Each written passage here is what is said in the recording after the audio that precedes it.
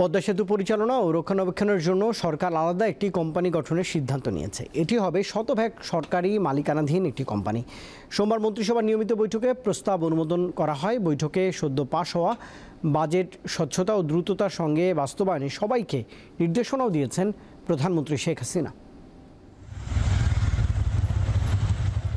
পদ্মা বহুমুখী সেতু উদ্বোধনের পর গত 2 বছরে টোল আদায় হয়েছে 1600 কোটি টাকার বেশি।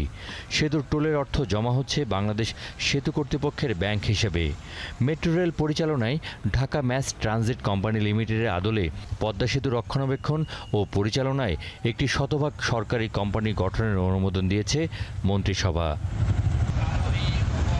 সোমবার নিজ কার্যালয়ে প্রধানমন্ত্রী শেখ হাসিনার সভাপতিত্বে অনুষ্ঠিত মন্ত্রিসভার নিয়মিত বৈঠকে নতুন এই কোম্পানি গঠনের প্রস্তাবে নীতিগত অনুমোদন দেওয়া হয়।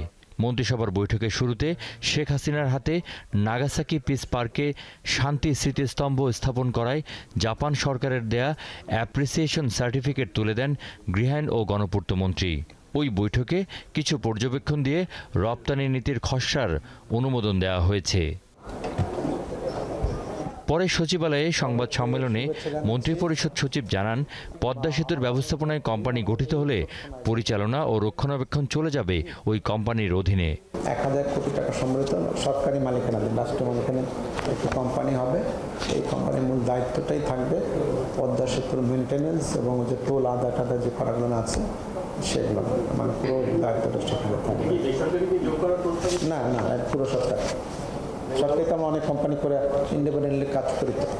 দুর্নীতিতে জড়িত কর্মকর্তাদের প্রতি কোনোভাবেই সহানুভূতি দেখানো হবে না বলে জানান মন্ত্রী পরিষদ সচিব। একটা অফিসে সবাইকে দুর্নীতিবাজ হাতে গোনা কয়েকজন, তাই না? এবং ওই হাতে গোনা কয়েকজন জন্য বাকি সবাই আপনার বিব্রত হয়। অবশ্য তাই তো দাঁড়িয়েছে, তাই না? এরকম হয়েছে না? তো সরকারের তরফ থেকে অবস্থানটা তো পরিষ্কার হয়েছে যে দুর্নীতির কোনো বিষয়ের সাথে, দুর্নীতির সাথে যারা জড়িত তাদের ব্যাপারে তারা কোনো রকম কোনো সহানুভূতির দৃষ্টিকোণ দেখানো হবে না এবং দেখানো হচ্ছে না।